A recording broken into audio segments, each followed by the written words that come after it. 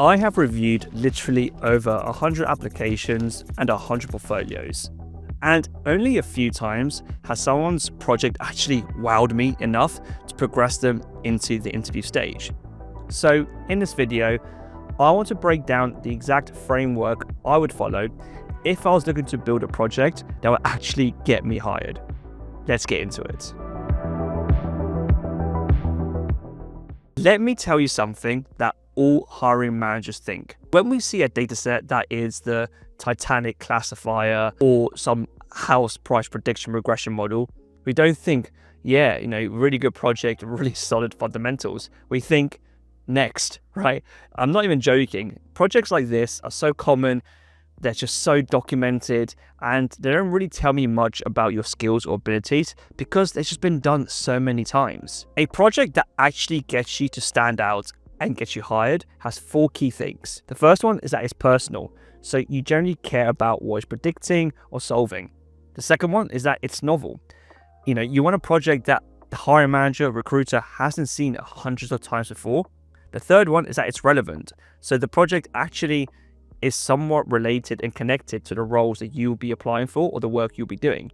And finally, it's live. People can actually see the project in action and see it working in live time. If your project meets all 4 of those principles or criterias, then it will stand out by definition and is something that will actually wow hiring managers. In fact, those are the types of projects that have wowed me in the past, which allow me to progress that candidate to the interview stage because I was I was impressed by it, right? The problem is no one can give you that project. These types of projects must come from you and from your ideas. If I gave you a project to do, it's immediately a bad project because I've given it to you. It's not personable, it's not novel because someone has handed it to you on a plate. And so the hard part is finding a project like this. But in the next few minutes, I'm going to walk you through the exact process and framework to follow to find a project idea that you are passionate about and is also novel enough to get you hired. I've also even created a free downloadable PDF workbook that's linked in the description below that will also detail the steps and give you actionable kind of guides, processes that you can follow in order to find this project as well. So I recommend you check that out below because that will basically solidify everything I'll talk about in this video in one PDF that you can work through in about 30 minutes to get the project that will actually get you the job that you're after. When people look for projects to build, what they normally do is that they go on a website like Kaggle, look around on the datasets page, and then they pick the one they like the most and they build a project around that. Now, that is completely backwards. Where you should start is by what interests you most, right? So what I want you to do right now is write down 5 things that you are interested in outside of your day-to-day work and also the data and ML space. You want to find hobbies, interests, passions, obsessions that you could talk about hours about outside of your day-to-day work, right? If someone had a conversation to you about, let's say, King Henry V, you could speak about that for hours long, right? That kind of level of obsession. Now, when I did this exercise, I came up with things like investing, the gym, football, things like that, right? Just, they may seem high level, but these are things that are kind of outside my day-to-day work and they're kind of, interests and passions of mine that I can speak, or I can hold a conversation with someone for quite a long time about because they're really motivating to me and something I really enjoy doing. Now, you might be asking, why does this matter? Well, the thing is, when you're doing something that is intrinsically motivating to you, you're way more likely to complete it and finish it and also do a better job on it because you're just way more invested in that project. The problem is, when you have a bad week at work or you're having your busy schedule and you may think, oh, okay, I've got to build this project, but I don't really want to. If it's a project that is motivating, you will do it anyway because you're invested in it and it's something that's really personal to you. If you pick a project that's you're not really bothered about, but you're just doing it because you think it's a good project, you're just got to give up, right? And it's better off actually finishing a project than, starting a really complicated one that you think is a really impressive and just not do it, right?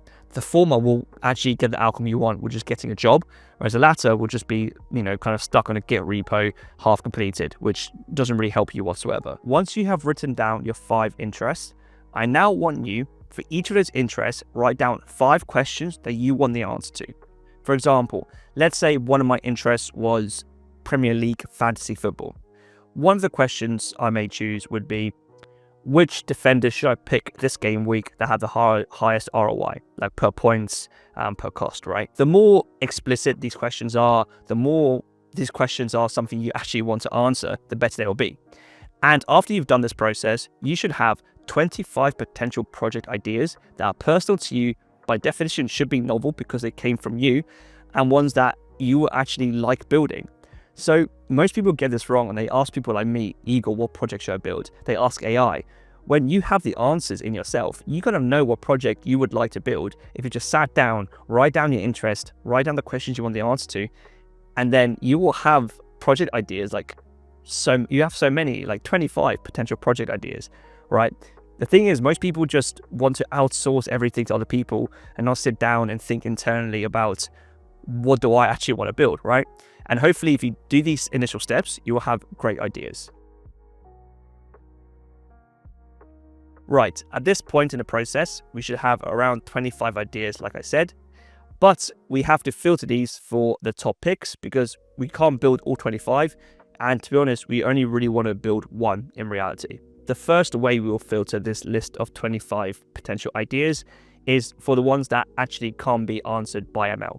So what I mean is questions like, why do I enjoy football? Or why do I like reading? These questions are they're not really ML type of problems. So if we have any questions like that, we can strictly cut them straight away. After that initial filtering, we then want to map the different types of ML areas that can solve these problems.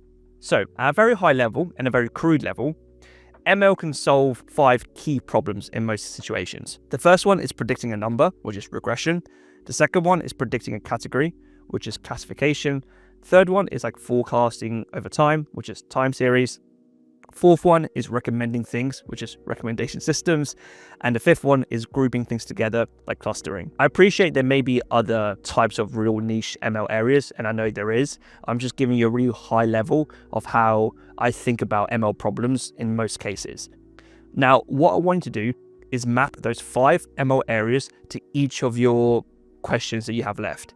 And if any of those questions, for some reason, can't be mapped to those 5 areas, then we should remove those questions because that basically indicates that we can't actually solve that potential, question you want the answer to using machine learning. And so it's not really worth doing it because we just can't solve it. At this point in time, this should leave us with around 10 to 15 kind of ideas left, maybe more, maybe less. It really depends on, what type of questions you wrote down. At this point, what we want to do is simply score them based on a few key metrics. So the first one is how personal is it? Second one is how novel is it? Third one is how relevant is it for the roles I'm going to go for? Fourth one is how hard is it to get the data for this project? And the fifth one is how hard is it to build? So for all of those different criteria, all I want you to do is score them from 1 to 5. 5 being it's relevant, it's hard, it's novel. 1 being it's completely not. And then just sum up all those numbers. And then the highest score is the one you should build. If there's a tiebreaker or you have multiple in the same type of scoring on same score, then just pick the one you're more excited about doing. Don't overcomplicate this process and overthink it, because in reality, all those projects you've listed, or those project ideas that you have listed, they are all kind of motivating for you, right? We simply just want to go through some sort of objective way of picking your favorite, but either of them in reality would be good to build because they came from you and they came from your interests, right? So don't overthink it. Don't worry too much about it. This whole process isn't meant to take you that long. And by now, if you filter this, you should have a winner or at least 2 winners and just pick the best one. One final thing we need to do before we actually go and build this project is validate 3 key things. The first one is that where does the data for this project actually come from? Would it be an API, a website we will scrape, a public data set? If we can't actually know where the data lives, then finding the data is the first job.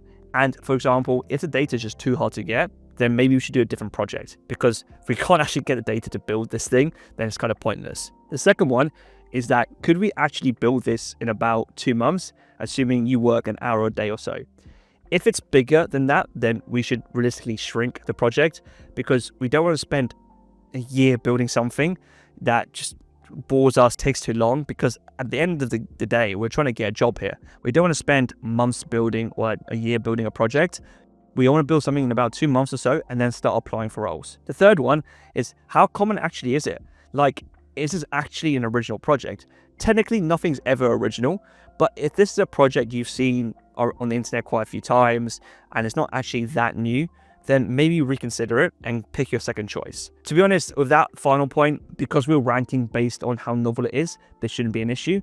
But you don't want to build like a to-do list app like everyone else has done in the past, right? It's just to avoid anything that, you're actually building something that is new and novel. If after checking all through that whole list, you actually have, your project kind of passes those verification checks, that is great, and you clearly have a winner on your hands. Now, this final step is where most people go wrong. The majority of clients I've worked with and people who build projects probably build it in a Jupyter notebook, which is completely fine. The problem is, if you build a model in a Jupyter notebook, it's not exactly, how does anyone know how good it is? How does anyone actually see the impact of it, right? I say this in quite a few videos, but a model in a Jupyter notebook has zero business value. And companies want to see that you can actually deploy things to production, because companies want your model and your solutions to make actual decisions. And so if the project you build is stuck in a Jupyter notebook, you don't demonstrate those skills, right? So you want to be able to deploy your model and make it live so that people can actually see it and see the impact it has, or the potential impact it has. Deploying a model is not actually as hard as people make it out to be. I have worked with many clients to build their first end-to-end machine learning model when they've had very little previous technical experience in doing this process. And this is generally the high-level framework and tools that I use in order to help them deploy their first model. So the first step is that I get them to build a prototype solution in a Jupyter notebook. I then ask them to break down that Jupyter notebook into individual Python files that follow production code standards, things like typing, formatters, and docstrings. I then tell them to add their Python files to a Git repo and create a great README that explains the project. I then add all the key software engineering tools and concepts, like adding unit tests, poetry for dependency management, makefiles, and Python version management using PyEnv.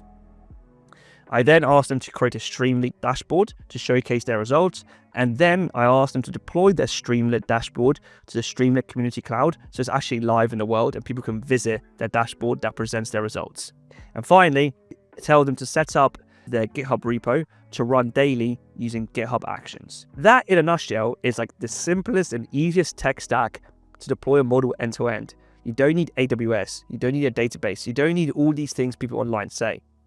That is an end-to-end project using very simple tools, but actually using tools that we use as professional machine learning engineers, right?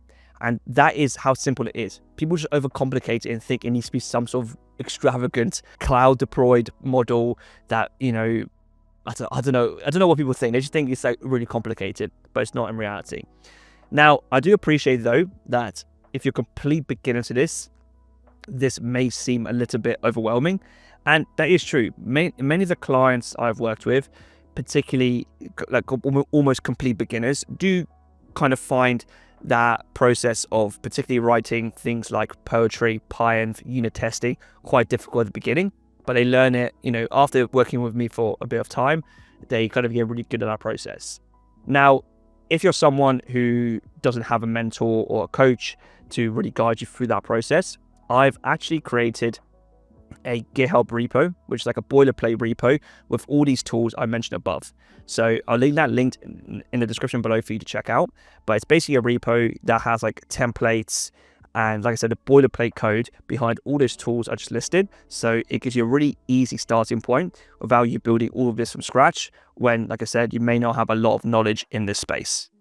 And if you want to see me building a whole end-to-end machine learning model live using all the tools I mentioned earlier, then I recommend you check out this video.